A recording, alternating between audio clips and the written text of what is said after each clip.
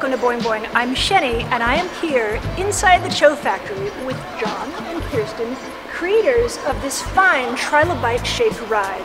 Tell us about this beautiful vehicle. My wife had another honeydew project for me to do.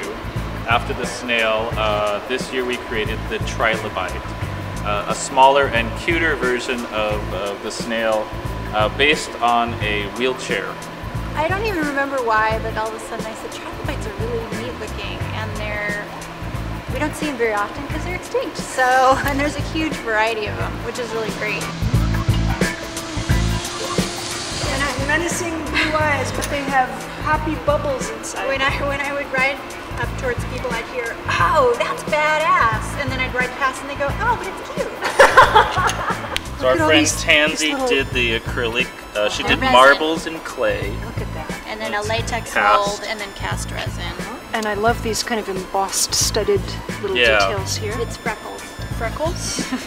Because what trilobite doesn't have freckles? And Amy Jenkins did the seat. And we used the original controller from the wheelchair and gave it a nice little patent leather look here. Very nice. And it's got 4 different modes, so technical, inside, crowds, or fast, zip around.